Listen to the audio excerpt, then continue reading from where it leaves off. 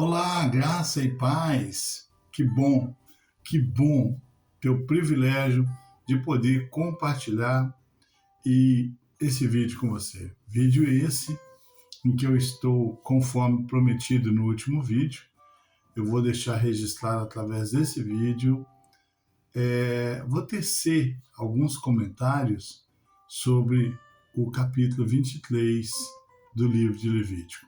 Bem, capítulo 23 de Levítico, ele tem 44 versículos, e nós podemos dividi-lo da seguinte maneira.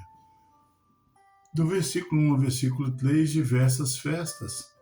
Versículo 4 ao 8, a Páscoa e o pão sem fermento.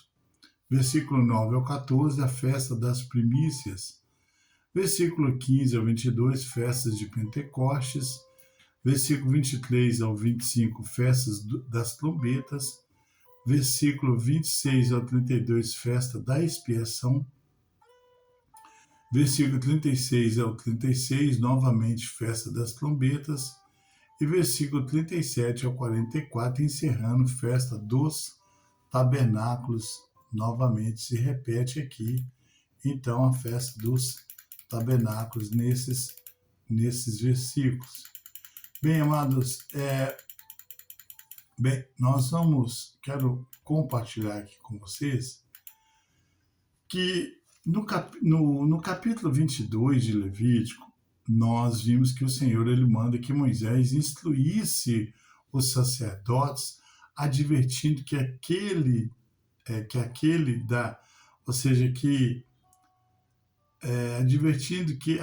da descendência de Arão, os descendentes de Arão, que são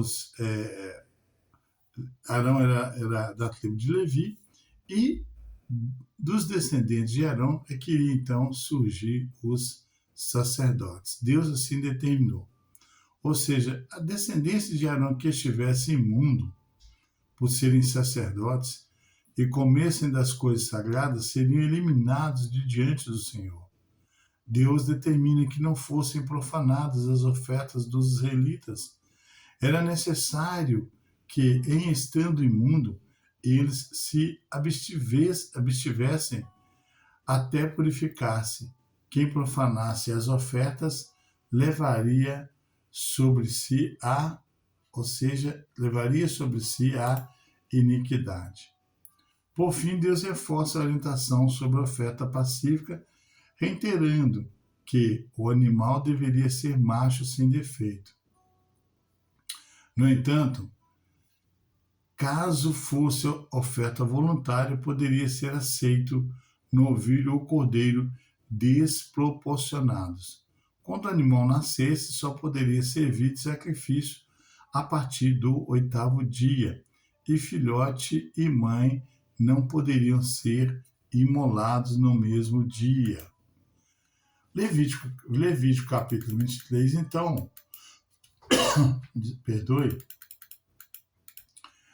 nós vamos ver que o Senhor ele reforça ainda a convocação a respeito das festas solenes, reiterando as instruções quanto a elas.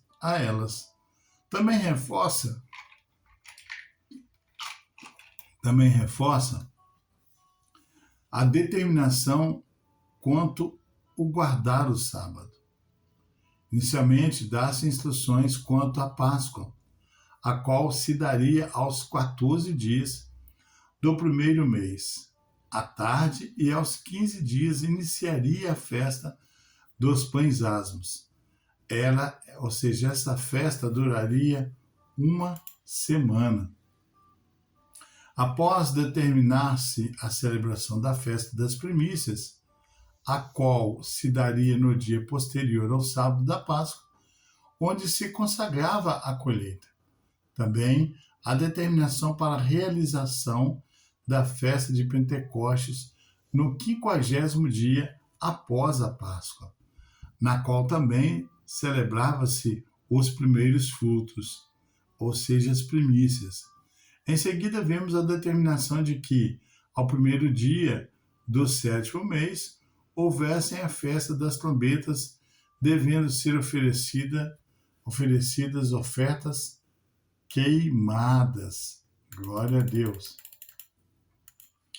Em seguida, vimos a determinação de que ao primeiro dia do 7º mês houvesse a festa das trombetas, devendo ser oferecidas ofertas queimadas.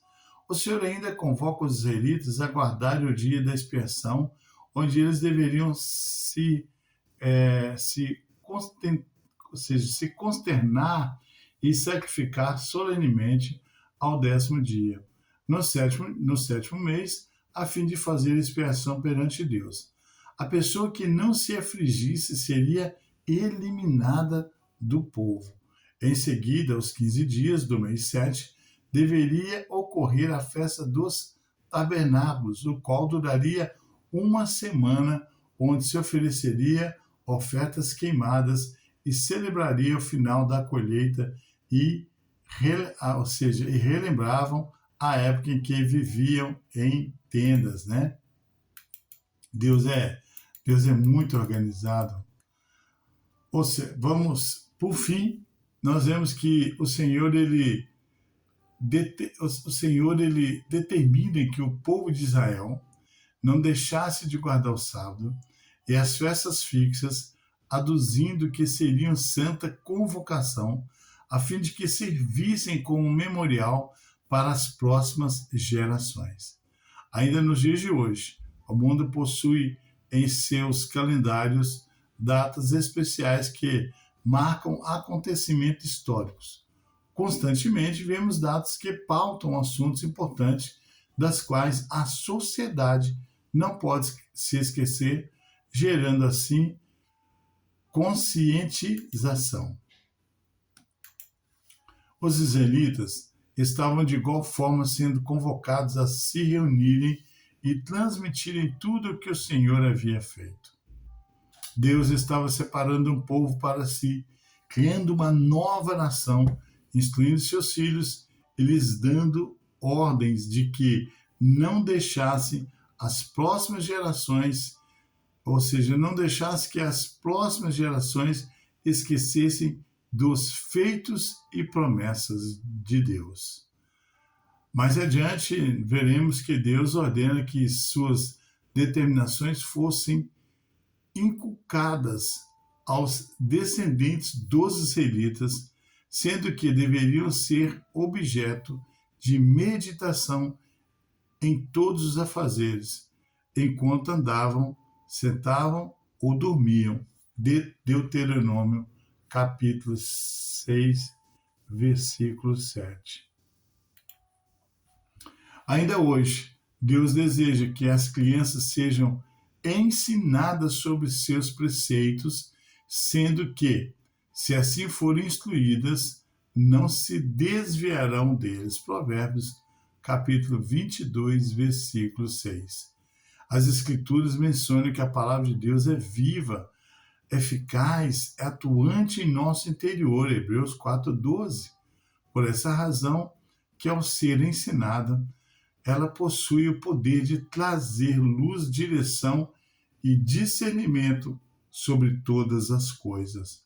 Jesus ainda ensina que nossos corações são comparados a solos, sendo que se a semente, que é a palavra de Deus, cair em boa terra, se multiplicará, produzindo os frutos dela adivinhos. Mateus capítulo 13. Em complemento a isso, temos que as Escrituras ainda mencionam que Deus opera em tudo, em todos, tanto o querer quanto o realizar. Filipenses capítulo 2, versículo 13. Deste modo, a nossa parte consiste apenas em transmitir os princípios do Senhor através da sua palavra.